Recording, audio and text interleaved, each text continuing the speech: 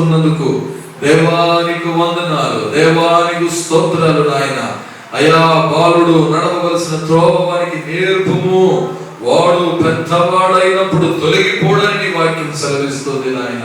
కాబట్టి నాయన ఈ కృతజ్ఞత కూడిక దేవానికి వందనాలు. చిన్ననాటి నుండి ఆ కుమార్తె అలవర్చుకొని ప్రతి విషయంలో నీకు కృతజ్ఞతలు చెల్లించడము నేర్చుకున్నట్లుగా కృప చూపించుమని నాయన ప్రార్థన చేస్తూ ఉన్నాము తండ్రి.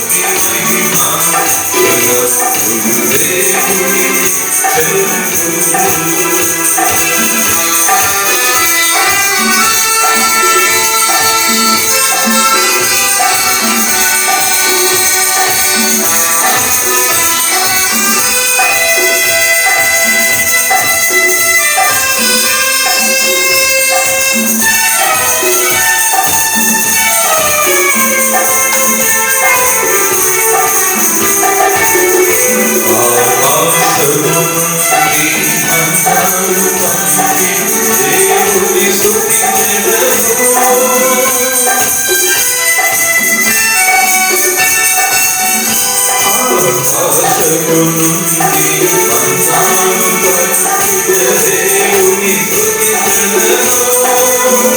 బండ నుండి మంటలను పంపి నా యెహోవాను స్తుతించెదను. బండ నుండి మనుగడలను పంపి నా యెహోవాను స్తుతించెదను. హల్లెలూయా స్తుతి మహిమ దేవునికి చెందును. హల్లెలూయా స్తుతి మహిమ దేవునికి చెందును. హల్లెలూయా హల్లెలూయా హల్లెలూయా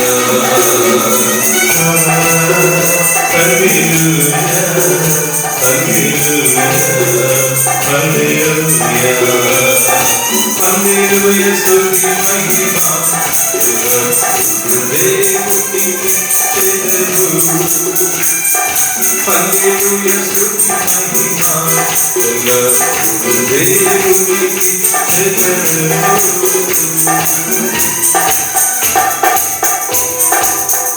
హల్లెలూయా.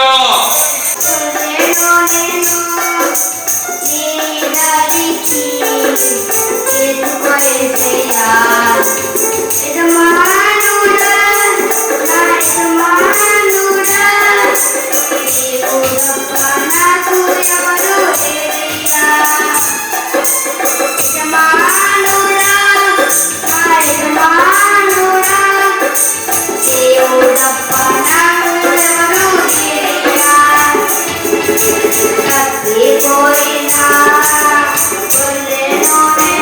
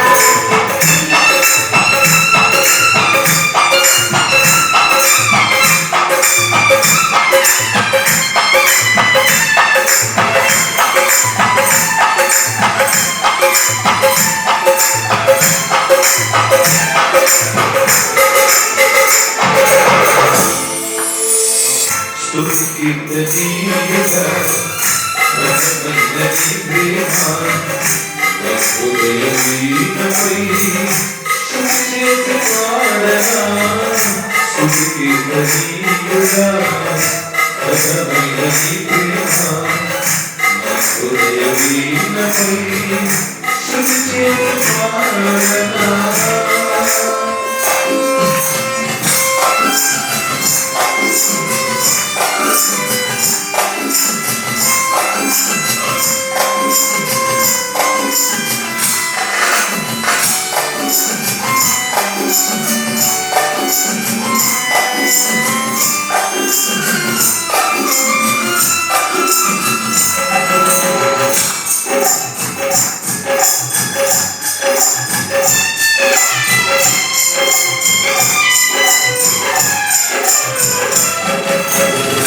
నా ప్రియ నా ప్రాణమంతమా నీ ప్రేమ కౌగిలిలో నన్ను ఆదరించుమా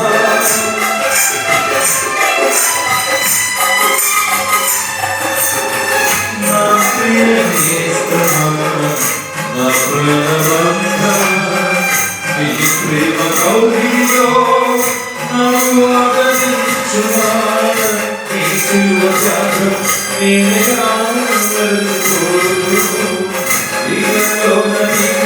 సాక్షిగా జీవించు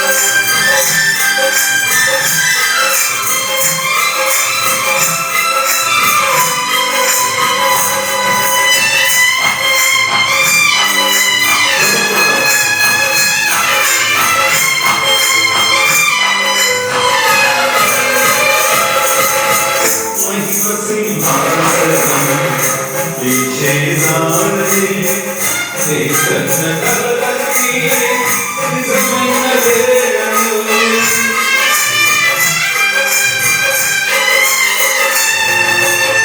మహిమ సింహాసనము నీ చేరాలని నీ కన్న కలలన్నీ నిజమైన వేళలు నా జీవితం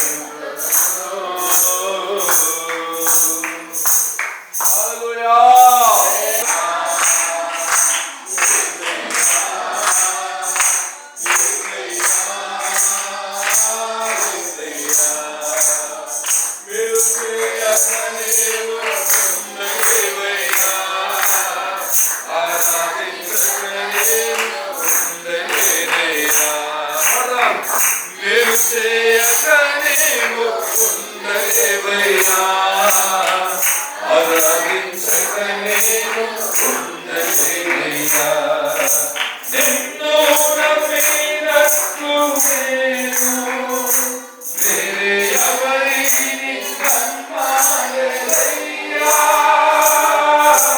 నీకు నాకు మధ్య దూరం తొలగించావు పదిలుండలేగా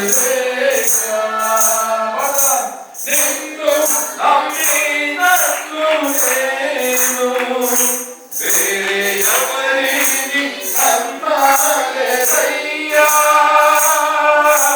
నీకు నాకు మధ్య దూరం తొలగించావు పదిలుండలేగా ఆనందం కోరేవాడా నా ఆశలు తీర్చేవాడా నా ఆనందం కోరేవాడా నా ఆశలు తీర్చేవాడా ప్రియలున్న ప్రేమ నిజమైన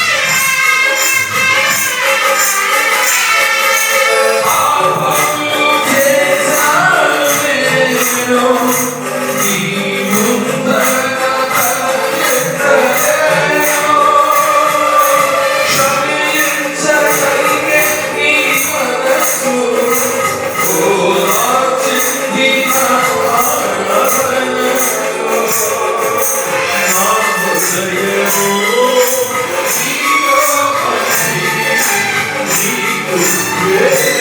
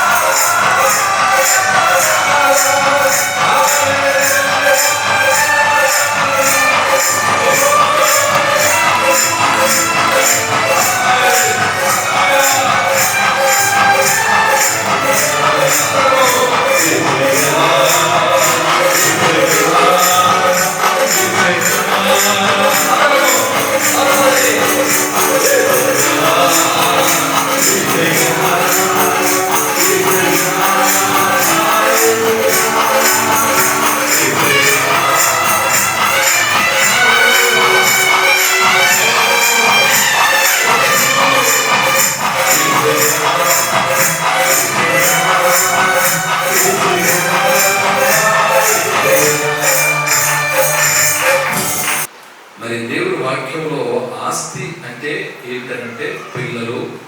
చెప్పండి ఏంటంటే అది పిల్లలు. ఆస్తి అంటే దేవుడి దృష్టిలో పిల్లలు అని అర్థం. ఏదేమైనప్పటికీ కూడా మరి బాలసాగర్కి అలాగే శృతి వారిద్దరికి దేవుడు చక్కని కుమార్తెను అనుగ్రహించాడు. కీర్తన, ఆ పాప పేరు కూడా చక్కగా వాక్యానికి దగ్గరగా ఉండేటువంటి మంచి పేరు కీర్తన. హల్లెలూయా చెప్పండి, హల్లెలూయా. మరి ఏదేమైనప్పటికీ కూడా కీర్తనలతో ఆ కుమార్తె దేవుణ్ణి మహిమపరిచే విధంగా ఇప్పటి నుండే మరి తల్లిదండ్రులు ప్రయాసపడుతూ ఉన్నారు. అది నాకు చాలా సంతోషం, చాలా ఆనందాన్ని కలిగించేటువంటి విషయం. ఇప్పటి నుండి ఆ పాపకు పాటలు నేర్పిస్తూ ఉంటారు, వాక్యం నేర్పుతూ ఉంటారు. తర్వాత ఆ పాపకు కావలసినటువంటి భక్తిని ఇప్పటి నుండి వాళ్ళు నేర్పుతూ ఉన్నారు. అది చాలా సంతోషించాల్సినటువంటి విషయం. అయితే ఇక్కడ ఎందుకు ఈ మాట చెప్తున్నానంటే, దేవుడు అనుగ్రహించినటువంటి బహుమానమును దేవుని కొరకు పెంచటంలో ఆశీర్వాదాలు దాచబడి ఉన్నాయి. దేవునికి స్తోత్రములు. హల్లెలూయా. విన్నారా నా మాట? దేవుడు ఇచ్చినటువంటి బహుమానాన్ని మళ్ళీ దేవుని కొరకు పెంచాలి. దేవుని కొరకు పెంచటంలో అది మనకు ఆశీర్వాదం, అది మనకు దీవెన. చాలా మంది ఏం చేస్తుంటారంటే పిల్లల్ని ఎవరితోనో పోలుస్తూ ఉంటారు. ఉదాహరణకి సినిమా హీరోలతో పోలుస్తారు, సినిమా హీరోయిన్లతో పోలుస్తారు, లేకపోతే పక్కింటి వాళ్ళతో పోలుస్తారు, లేకపోతే స్కూల్లో పిల్లల్ని పోలుస్తూ ఉంటారు. కానీ దేవుడు అలా చెప్పలేదు. మన పిల్లల్ని వాక్యముతో పెంచాలి, వాక్యముతో పోలిక చేసుకోవాలి కదా. హల్లెలూయా. చాలా మంది పిల్లల్ని అనుకుంటారు, ఆ ఫలానా వాళ్ళలాగా మా పిల్లలు అయిపోవాలి, ఫలానా వాళ్ళలాగా మా పిల్లలు అలా ఉండాలి, ఇలా ఉండాలి అని రకరకాల ఆలోచనలతో ఉంటారు. కానీ దేవుడిచ్చిన బహుమానమును దేవుడి కొరకు పెంచడంలో ఆశీర్వాదాలు ఉన్నాయి, దీవెనలు ఉన్నాయి, విజయాలు ఉంటాయి. సో దేవునికి వందనాలు. కాబట్టి చదువుకున్న ఈ వాక్య భాగంలో చూస్తున్నాం, పిల్లలు యెహోవా అనుగ్రహించు, ఏముంది ఇక్కడ? కుమారులు యెహోవా అనుగ్రహించు స్వాస్థ్యము, గర్భఫలము ఆయన ఇచ్చు బహుమానం. మొట్టమొదటిగా స్వాస్థ్యం అంటే దేవుడు ఇచ్చే బహుమానం, దాన్ని స్వాస్థ్యము అని వాక్యము మనకు నేర్పిస్తూ ఉంది. రెండవదిగా స్వాస్థ్యం అంటే ఏంటంటే రక్షణ. చెప్పండి ఏంటంటే రక్షణ. మన జీవితంలో మనం పొందుకునేటువంటి రక్షణే మనకు స్వాస్థ్యము లాంటిది, ఆస్తి లాంటిది. అది సంపాదించలేదు, ఇది సంపాదించలేదు అని బాధపడడం కంటే రక్షణ సంపాదించుకున్నాము అని మనం గర్వపడాలి. హల్లెలూయా కదా. రక్షణ సంపాదించుకున్నందుకు చాలా అతిశయపడాలి. పౌలు భక్తుడు అంటాడు, ఏమంటాడో తెలుసా? పౌలు భక్తుడు ఏమంటాడంటే, నాకు క్రీస్తు ఉన్నాడు, ఇక లోకంలో నాకున్న డిగ్రీలు కావచ్చు, ఏదైనా అంతా పెంటతో సమానము అని అంటాడు. అంటే దేవుడిచ్చేటువంటి రక్షణ ముందు, దేవుడిచ్చిన బహుమానం ముందు ఈ లోకంలో ఏది ఉన్నా అంతా సున్నా, వ్యర్థము, అంతా కూడా వ్యర్థమే. కాబట్టి రెండవదిగా స్వాస్థ్యం అంటే ఏంటంటే రక్షణ మనకు ప్రధానమైనది. ఈరోజు ఆ రక్షణ అనేటువంటి స్వాస్థ్యాన్ని పక్కన పెట్టి చాలా మంది ఏదో సంపాదించాలన్న ఆతృతత, ఆ ప్రయాస, పరుగులు తీస్తూ ఉన్నారు. కాబట్టి నేర్చుకోవాల్సినటువంటి రెండవ విషయం ఏంటంటే స్వాస్థ్యము అంటే ఏంటంటే రెండవదిగా రక్షణ. దాన్ని ఎప్పుడు మనం కోల్పోకుండా జాగ్రత్త పడాలి. ఒక్కసారి వెలిగించబడి కదా, ఆ వెలుగు ఏం చేయాలంటే 10 మందికి వెలుగునిచ్చే విధంగా మన రక్షణ ఉండునుగాక. ఆమేన్. హల్లెలూయా. ఈ రక్షణ ఎలాంటిదంటే ఉచితం. ఈ రక్షణ చెప్పండి ఎట్లాంటిది?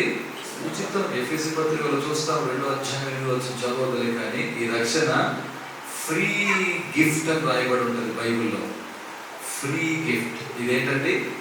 ఫ్రీగా మనకు దేవుడు ఇచ్చినటువంటి బహుమానం రక్షణ. ఇక మూడోది ఏంటంటే మన తలాంతు. చెప్పండి ఏంటంటే మూడోది? తలాంతు కూడా మనకు స్వాస్థ్యము లాంటిది. తలాంతు. దేవుడు చాలా మందికి చాలా తలాంతులు ఇస్తూ ఉంటాడు. కొంతమందికి ప్రార్థన చేసే తలాంతులు ఇస్తాడు, కొంతమందికి పాటలు పాడే తలాంతులు ఇస్తాడు, కొంతమందికి పరిచయం చేసే తలాంతులు ఇస్తాడు, కొంతమందికి సువార్త చెప్పే తలాంతులు ఇస్తూ ఉంటాడు. దేవుడు నీకు ఏ తలాంతు ఇచ్చాడో దాన్ని మీరు గుర్తుపట్టాలి, దాన్ని తెలుసుకోవడానికి ప్రయత్నం చేయాలి. నీ లోపల ఏ టాలెంట్ ఉన్నదో అది నువ్వు పసిగట్టాలి, అది పసిగట్టాలి. దేవుని నామానికి స్తోత్రం. హల్లెలూయా. చూడండి, మరి బైబిల్ గ్రంథంలో సమూయేలు అనేటువంటి ఒక బాలుడు మనం చూస్తాం. అంటే ప్రవక్త. ఆయన బాల్య దశలో ఏం జరిగిందంటే చక్కగా నిద్రపోతాడు. సమూయేలు ఒక పాస్టర్ గారి చేతుల్లో పెరుగుతాడు. ఒక రోజు ఏం జరిగిందంటే అలసిపోయిన తర్వాత నిద్రపోతుంటే ఒక స్వరం వినబడుతుంది సమూయేలుకి. ఆ స్వరము ఎప్పుడు వినని స్వరం, ఒక మధురమైన స్వరం. చక్కగా నిద్రపోతాడు. సమూయేలు అని ఒక స్వరం వినబడుతుంది. చూడండి, ఆ చిన్న కుమారుడు బాలుడు ఏం చేస్తాడు? ఎవరు పిలుస్తున్నారు? మా పాస్టర్ గారు పిలుస్తున్నారేమో అని ఆ వెంటనే ఎంత నిద్రలో ఉన్నా కూడా లేచి పరుగెత్తుకుంటూ పాస్టర్ గారిని దగ్గరకు వచ్చి, అయ్యా నన్ను పిలిచారా అని అడుగుతాడు. ఎవరిని అడుగుతాడండి? చెప్పాలండి. పాస్టర్ గారిని అడుగుతాడు. ఆయన నన్ను పిలిచారా అంటే ఆ పాస్టర్ గారు అంటారు, లేదురా నేనేం పిలవలేదు నిన్ను అని అంటాడు. వెళ్ళి పడుకో, చాలా లేట్ అయిపోయింది, వెళ్ళి పడుకోపో అని అంటాడు. సరే వెళ్ళి పడుకుంటాడు. పడుకున్న తర్వాత మళ్ళీ రెండోసారి వినబడుతుంది. ఏమని? సమూయేలు అనేటువంటి స్వరం. ఆ స్వరం విన్నాక రెండోసారి మళ్ళీ ఏం చేస్తాడంటే మళ్ళీ పాస్టర్ గారి దగ్గరికి వస్తాడు. అయ్యా ఏదయ్యా, ఏమైనా పని, నీళ్ళు కావాలా, లేకపోతే ఇంకేదైనా అవసరం వచ్చిందా అని అడుగుతాడు. హల్లెలూయా. కదా, చిన్న కుమారుడు, బాలుడు. తర్వాత అప్పుడు కొంచెం అర్థమవుతుంది పాస్టర్ గారికి. ఏమర్థమవుతుందంటే, అరే 2 సార్లు నేను పిలవకపోయినా ఈ పిల్లోడు వచ్చి నన్ను లేపి మరి అడుగుతున్నాడు, అసలు ఏమై ఉంటుంది అని చెప్పి ఆ పాస్టర్ గారు అర్థం చేసుకొని ఆ బాలుడు చెప్తాడు, నానా ఈసారి కనుక నేను ఎవరన్నా పిలిచినట్టు నీకు అనిపిస్తే నువ్వు వెంటనే ఏం చేయాలంటే, చెప్తాను ప్రభు నీ దాసుడు ఆలకిస్తున్నాడు, సిద్ధంగా ఉన్నాడు అనే మాటను చెప్పు నాయన అని అంటాడు. ఆ మాట తూచ తప్పకుండా ఆ బాలుడైన సమూయేలు మరి ఆ పడుకున్నప్పుడు మూడోసారి వినబడితే అదే మాట పలుకుతాడు. దేవునికి స్తోత్రం కలుగును గాక. హల్లెలూయా. కాబట్టి ఇక్కడ గమనించాల్సినటువంటి ఆ విషయం ఏంటో తెలుసా? అర్థం చేసుకోవాల్సిన విషయం ఏంటో తెలుసా?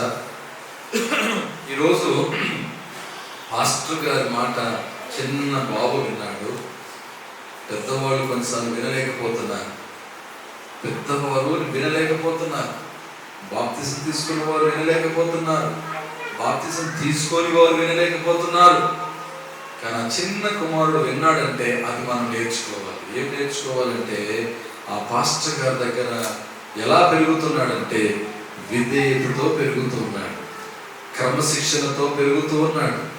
తన బాల్యమంతా దేవాలయంలో మరి పెరుగుతూ ఉన్నాడు. దేవాలయంలో తన బాల్యమంతా గడుస్తూ ఉన్నది. మరి ఈరోజు ఆలోచించేయండి, మీ బిడ్డలు, మన బిడ్డలు దేవుని ఆలయంలో పెరుగుతున్నారా అని మనం ఆలోచన చేయాలి. ఒకవేళ దేవుని ఆలయంలో కనుక మీ బిడ్డలు పెరగకపోతే ఏమవుతుందో తెలుసా? లోకం ఏం చేస్తుందంటే మీ పిల్లల్ని పాడు చేస్తుంది. దేవాలయంలో వాళ్ళు దేవుని స్వరాన్ని వింటారు. హల్లెలూయా. దేవాలయంలో దేవునితో సహవాసం చేస్తారు. మీ బిడ్డలు దేవుని ఆలయంలో నీ బిడ్డలు ఉంటే, సేవకుల చేతిలో మీ బిడ్డలు ఉంటే, అభిషేకించబడినటువంటి ఆ స్థితిలోనికి వారు వర్ధిల్లుతారు. హల్లెలూయా.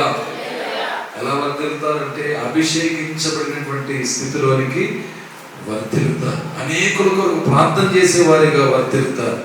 అనేకుల కొరకు విజ్ఞాపన చేసేవారిగా దేవుడు వారిని ఆశీర్వదిస్తాడు. కాబట్టి మీరేం చేయాలంటే మీ పిల్లల్ని దేవునికి దగ్గరగా మీరు మీ బిడ్డల్ని పెంచడానికి ప్రయత్నము చేయాలి. మళ్ళీ చెప్తున్నాను వినండి, అలా చేయకపోతే ప్రపంచము చాలా ప్రమాదమైంది. లోకం ఏం చేస్తుందంటే మన బిడ్డలను పాడు చేయడానికి అపవాది గర్జించు సింహములాగా ఎవరిని మృంగుదునా అని చూస్తూ ఉంటాడు. మన VBS కార్యక్రమం జరిగింది మన చర్చిలో. ఎంతమంది పిల్లలు వచ్చారో తెలుసా? చాలా చర్చ్ అంతా నిండిపోయింది. చర్చ్ అంతా నిండిపోయింది. నాకైతే కడుపు నిండినట్టు అనిపించింది. ఎన్ని రోజులు VBS సరే, ఆదివారం వచ్చింది. ఎంతమంది ఉన్నారు చర్చిలో చూసారు. మళ్ళీ ఎంతమంది వచ్చారు అంటే ఏడు. మళ్ళీ ఎంతమంది ఉన్నారు? ఒక 15 మంది 20 మంది మన పిల్లలు, మన చర్చ్ పిల్లలు. అప్పుడు బయట పిల్లలు అందరూ వచ్చారు. ఇప్పుడు ఏం జరిగింది? సండే మన పిల్లలు. తర్వాత ఏం జరుగుతుంది? రాను రాను మన పిల్లలు కూడా డుమ్మాలు కొడుతున్నారు. అంటే ఆ క్రమం ఏమైపోతుందంటే తగ్గుతూ ఉంది. మన క్రమం ఏమవ్వాలంటే డెవలప్ అవుతూ ఉండాలి, ఎదుగుతూ ఉండాలి. కానీ ఆ క్రమం ఏమవుతుందంటే తగ్గిపోకుండా ఉండాలి. సో కనుక ప్రియమైన దేవుని బిడ్డలారా, దేవుడు మనకి ఇచ్చిన బహుమానం బిడ్డలు మనకి ఎవరంటే స్వాస్థ్యము అనే మాట మీరు గుర్తుపెట్టుకోవాలి. స్వాస్థ్యం. రెండవదిగా స్వాస్థ్యం అంటే ఏంటంటే దేవుడు ఇచ్చేటువంటి రక్షణ. మూడవదిగా స్వాస్థ్యం అంటే ఏంటంటే దేవుడు ప్రతి ఒక్కరికి తలాంతులు ఇస్తాడు. ఆ తలాంతు దేవుని స్వాస్థ్యంగా దాన్ని దేవుని కొరకు వినియోగించే వారిగా మనం గనుక ఉన్నట్లయితే, ఆ సమూయేలును దేవుడు ఎలాగైతే ఆశీర్వదించాడో, దావీదుని ఎలాగైతే దేవుడు హెచ్చించాడో, ఆ రీతిగా మన బిడ్డలను దేవుడు తప్పనిసరిగా హెచ్చిస్తాడు. తప్పనిసరిగా దేవుడు దీవిస్తాడు. హల్లెలూయా. ఇక నేను ముగిస్తాను, ఎక్కువ మాట్లాడను. కానీ ఇంకొక మాట చెప్తాను, వినండి దయచేసి. మీరు గూగుల్ చూడండి, యూట్యూబ్లో చూసుకోండి, ఎన్నైనా చూసుకోండి. ఏవేవో సైంటిస్టులు కనిపెట్టినటువంటి విషయాలు మనం చూస్తాం. జనరల్గా పుస్తకాల్లో కూడా మనం చూస్తాం, చదువుతాం. వినండి, పుస్తకాల్లో కూడా మనం చదువుతూ ఉంటాం.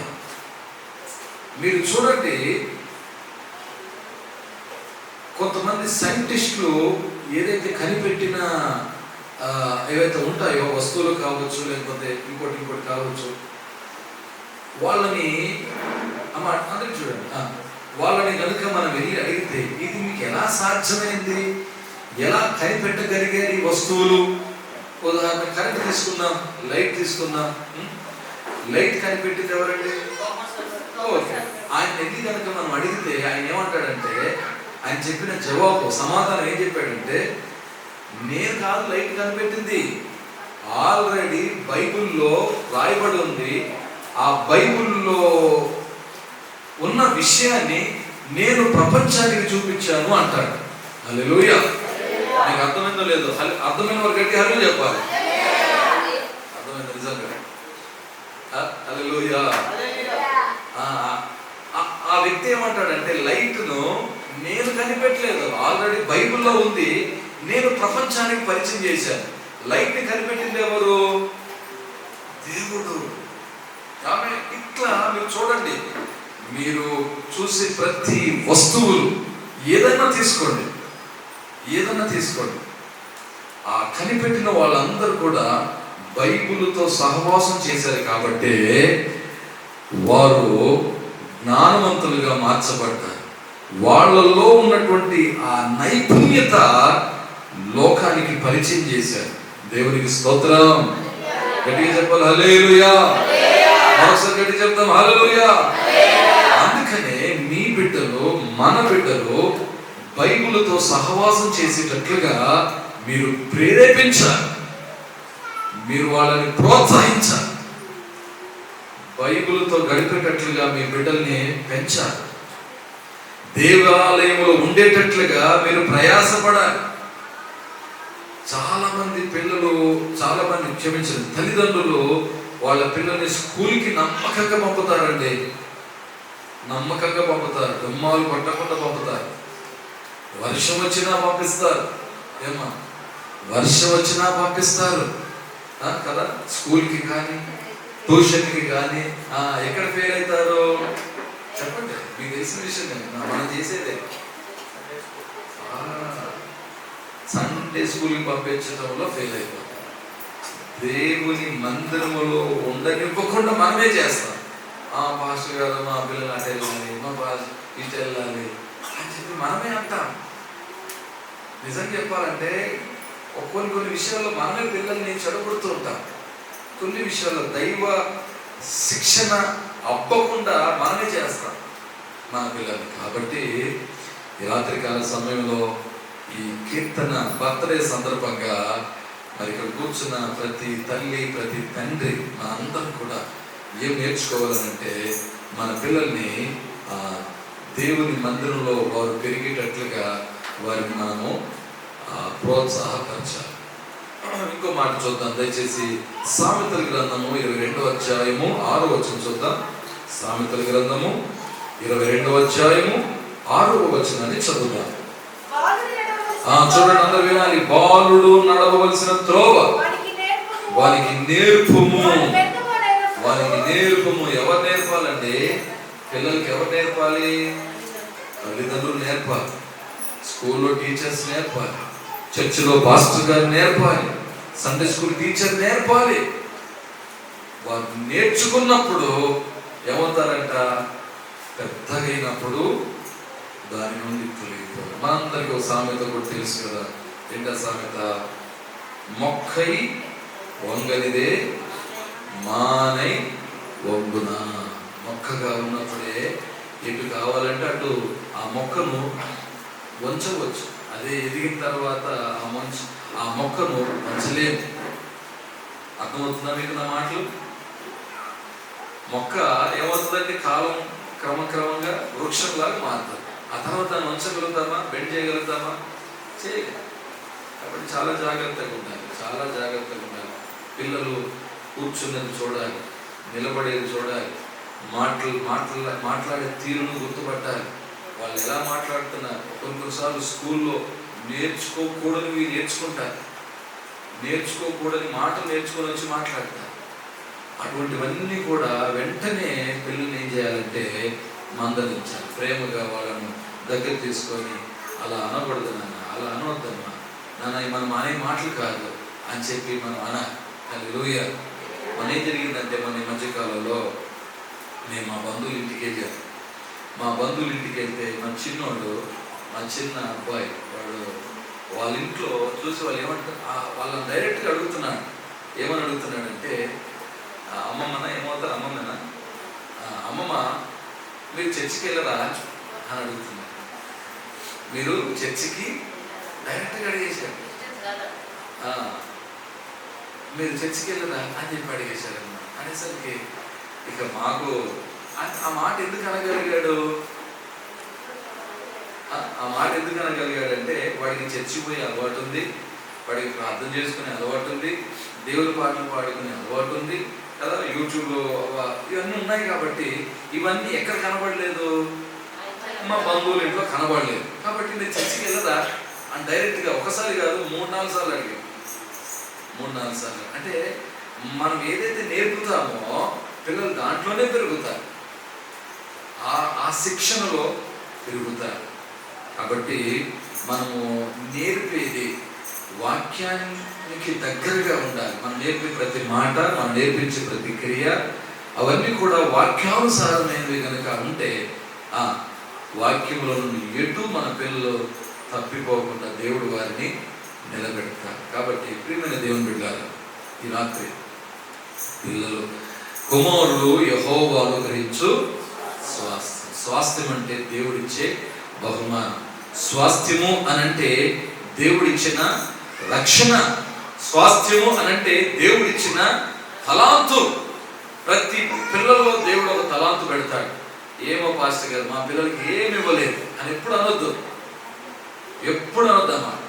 మీ పిల్లల్లో ఏదో ఒక టాలెంట్ ఉంటుంది ఖచ్చితంగా. కొంతమందికి పాడే టాలెంట్ ఉంటుంది, కొంతమందికి యాక్టింగ్ టాలెంట్ ఉంటుంది, అంటే డ్యాన్స్ టాలెంట్ కావచ్చు, లేకపోతే కొంతమందికి కొత్త కొత్త ఏమన్నా కనిపెట్టాలనేటువంటి టాలెంట్ ఉండొచ్చు. ఏదో ఒకటి దాన్ని మనం గుర్తుపట్టి పిల్లల్ని బిజీ పెట్టి, ముఖ్యంగా ఈ యూట్యూబ్ జనరేషన్లో పిల్లల్ని ఏం చేయాలి? బిజీ పెట్టాలి. వాళ్ళకి ఏదన్నా మైండ్ గేమ్ ఇవ్వాలి, బ్రెయిన్ గేమ్ అలాంటిది అప్పచెప్పినప్పుడు దేనికి దూరం ఉంటారు వాళ్ళు? యూట్యూబ్కు దూరంగా ఉంటారు. ఇంకా చెప్పాలంటే వాళ్ళకు ఒక టాస్క్ అప్పచెప్పాలి. టాస్క్ అప్పచెప్పి ఇది చేయండి నాన్న, సాయంత్రం వచ్చేసరికి ఇది చేయాలి, మీరు అది చేయాలి, అది చేస్తే మీకు ఇది అని అన్నప్పుడు పిల్లలు దేవుల్లో ఎక్కువగా ఎదుగుతూ ఉంటారు. కనుక వాళ్ళ టాలెంట్ని మీరు గుర్తుపట్టాలి. పిల్లల్లో ఉన్నటువంటి ప్రతి టాలెంట్ని మీరు గుర్తుపట్టి ఆ టాలెంట్ కూడా ఒక ఆస్తి లాంటిది. ఆ టాలెంట్ని దేవుని కొరకు ఉపయోగపడేటట్లుగా మరి మీరందరూ కనుక చేయడానికి ఇష్టపడితే నో డౌటే లేదు, మీ పిల్లలు అనేకుల కొరకు ప్రార్థన చేసే పిల్లలుగా దేవుడు ఆశీర్వదిస్తాడు. ఆమేన్, హల్లెలూయా. కాబట్టి ఈ రాత్రికాల సమయంలో కుమారులు యెహోవా అనుగ్రహించు స్వాస్థ్యము, గర్భఫలము ఆయన ఇచ్చు బహుమానము. అబ్రహాము జీవితంలో చూస్తే లేక ఒక కుమారుడు పుడితే అబ్రహాము దేవునితో టైం తగ్గిపోయింది. ఎవరితో టైం పెరిగిపోయిందంటే కొడుకుతో పెరిగిపోయింది. ప్రేమించాలి, కొడుకుని ప్రేమించాలి, కూతుర్ని ప్రేమించాలి, పిల్లల్ని ప్రేమించాలి. కానీ దేవుని కంటే ఎక్కువ ప్రేమించడం కూడా ప్రమాదమే. దేవుని కంటే ఎక్కువ ప్రేమించడం కూడా ప్రమాదమే. అలా చేయకుండా దేవుడు ఇచ్చినటువంటి స్వాస్థ్యాన్ని దేవుని కొరకు పెంచడానికి మనం ప్రయత్నము చేయాలి. ఆస్తి అంటే ఏంటిది? మన పిల్లలే మనకు ఆస్తి. దేవుడు ఇచ్చిన రక్షణే మనకు ఆస్తి. దేవుడు మనకి ఇచ్చిన తలాంతులే మనకు ఆస్తి. ఈ మూడు మరి మనందరికీ దేవుడు ఇచ్చాడు. దీనిని బట్టి సంతోషపడుతూ ఈ స్వాస్థ్యాన్ని చాలా జాగ్రత్తగా భద్రపరుస్తూ దాన్ని నెగ్గ చేయొద్దు, దాన్ని పోగొట్టుకోవద్దు. చూడండి, బైబిల్లో 5 తలాంతులు తీసుకున్న వ్యక్తి మళ్ళీ ఏం చేశాడంట? అందరు ఇక్కడే ఉన్నారా? హల్లెలూయా.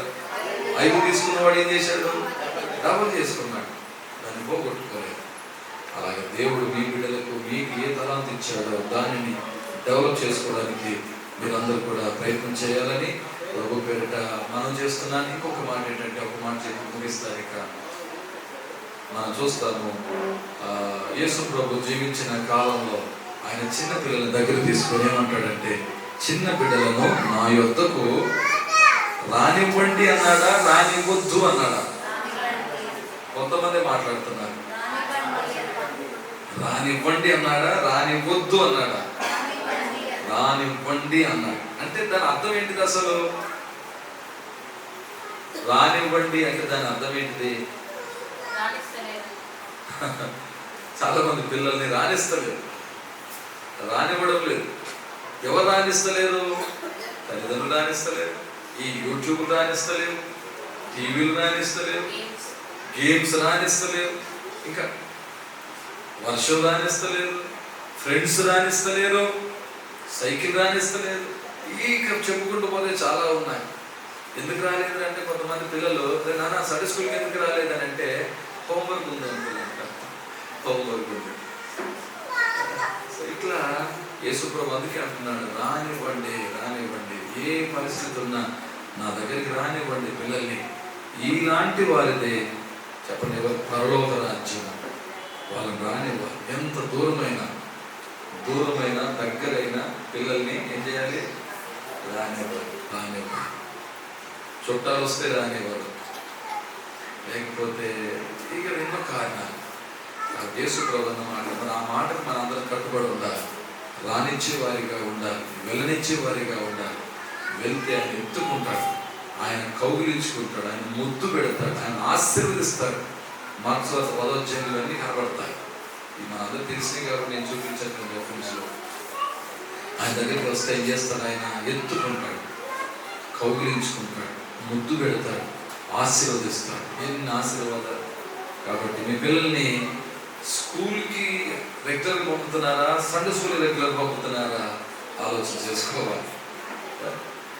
ఆలోచన చేసుకోవాలి. వాళ్ళు నడవలసిన త్రోవడానికి నేర్పాలి. కాబట్టి ఈ విషయాలన్నీ మనసులో పెట్టుకొని మీరు నెమరు వేస్తూ దానికి తగినట్లుగా మన కుటుంబాలు ఉన్నాయా లేవా అనేది ఆలోచన చేసుకోవాలని మీ అందరికీ ప్రభు పేరిట మనవి చేస్తున్నా.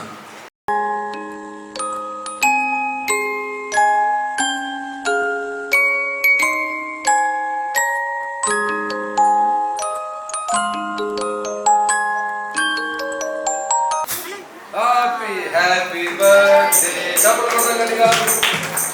Happy birthday, happy birthday, happy birthday to you. May God bless you, may God bless you, may God bless you dear Krishna. Happy birthday.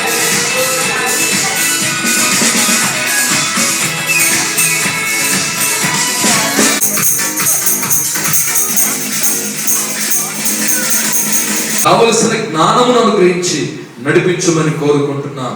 నాయన ఇక్కడ చేరిన సంఘము, బంధువులు, అయా కుటుంబీకులు, ప్రతి ఒక్క శ్రేయోభిలాషులు అందరూ మీరు జ్ఞాపకం చేసుకోండి. నీవిచ్చే స్వాస్థ్యము దేవా, ఆ రక్షణ తలాంతులు కూడా చాలా జాగ్రత్తగా వాటిని వినియోగిస్తూ నీ మహిమ కొరకు వాడుకోవడానికి సహాయం చేయమని ప్రార్థన చేస్తూ ఉన్నాం. దయగలిగిన తండ్రి నీకు వందనాలు. ఇంతవరకు మీరు మాకు తోడుగా ఉండి నడిపించినందుకు నీకు కృతజ్ఞతలు చెల్లిస్తూ మిగతా సమయాన్ని కార్యక్రమాన్ని మీ చేతిలోకి తీసుకోమని యేసు క్రీస్తు నామము పేరిట ప్రార్థించి వేడుకుంటూ ఉన్నాం మా పరమ తండ్రి. ఆమేన్. పరలోకమందున్న మా తండ్రి, నీ నామం పరిశుద్ధపరచబడును గాక, నీ రాజ్యం వచ్చును గాక, నీ చిత్తం పరలోకమందు నెరవేరినట్లు భూమి యందు నెరవేరును గాక. మాకు కావలసిన అనుదిన ఆహారం నేడు మాకు దయచేయి. మా ఎడల అపరాధం చేసిన వారికి క్షమించలాగిన మా అపరాధం క్షమించు. మమ్మల్ని శోధనలోనికి తేక కీడుని తప్పించుము. ఎందుకనగా రాజ్యము, బలము, మహిమ నిరంతరం నీవై ఉన్నావు తండ్రి. ఆమేన్. ఆమేన్. మన పరమ తండ్రి దేవుని ప్రేమ, కుమారుడైనటువంటి యేసుక్రీస్తు కృప, పరిశుద్ధాత్మ దేవుని అన్యోన్యమైన సహవాసము, సన్నిధి, కాపుదల, క్షేమము, భద్రత ఇక్కడ చేరిన మనకు, అలాగే నూతన సంవత్సరంలో ప్రవేశిస్తున్నటువంటి కుమార్తె కీర్తనకు, బాలసాగర్, శృతి, ఆ కుటుంబానికి, సకల పరిశుద్ధులకు సదాకాలము దేవుడు తోడుగా ఉండి నడిపించి ఆశీర్వదించును గాక. ఆమేన్.